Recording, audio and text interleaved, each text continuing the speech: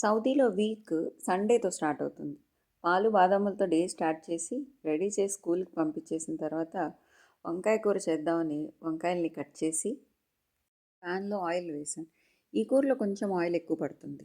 కొద్దిగా సాల్ట్ వేసి మూత పెట్టేసిన తర్వాత బయటికి వెళ్తే సూర్యుడు వద్దామా వద్దా అన్నట్టు చూస్తున్నాడు. నా డే స్టార్టింగ్ నైట్ సోక్ చేసిన మేథి, ధనియా, సోంపుతో స్టార్ట్ చేస్తాను. ఆ తర్వాత వాల్నట్స్, ఆల్మండ్స్, ఇంకా సోక్ చేసిన సియా సీడ్స్ అండ్ గోన్ కతీరా మిగులుతాయి.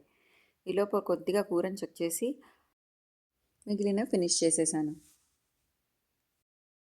ఉల్లిపాయలు, ఎండుమిర్చి మిక్సీ పట్టి కూరలో వేసి కలిపేసి ఇంకొక 5 మినిట్స్ కుక్ చేస్తే కర్రీ రెడీ అయిపోతుంది. ఆఫీసులకి, స్కూల్కి వెళ్ళాల్సిన వాళ్ళు వెళ్ళిపోయాక హ్యాపీగా కాసేపు ప్రిన్సెస్ డైరీ పెట్టుకున్న స్టార్ట్ చేశా. ఈలోపు నిన్న నేను లూలులో కుకింగ్ పాట్ తెచ్చాను అన్న విషయం గుర్తొచ్చింది. దాన్ని సీజనింగ్ చేయడం కోసం వాష్ చేసి ఆయిల్ నింపి పక్కన పెట్టా. 24 అవర్స్ అలా ఉంచాలి. ఆ తర్వాత లంచ్ చేసి ప్రిన్సెస్ డైరీని కంటిన్యూ చేసేసాను. ఈ సినిమా చాలా బాగుంటుంది. వెరీ ఓల్డ్ మూవీ బట్ చాలా బాగుంటుంది. పిల్లలతో చూడటానికి కూడా బాగుంటుంది. మధ్యాహ్నం గుర్తొచ్చింది సున్నుండలు చేద్దాము అనుకున్నాను అని. ఇంకా లేట్ ఎందుకు అని మినపగుళ్ళు తీసి వేయించి వాటితో పాటు మఖానాలు, కొద్దిగా ఆల్మండ్స్, కొంచెం పిస్తా, జీడిపప్పు అండ్ పిస్తాతో పాటే వాల్నట్స్ కూడా 2, 3 యాడ్ చేశాను.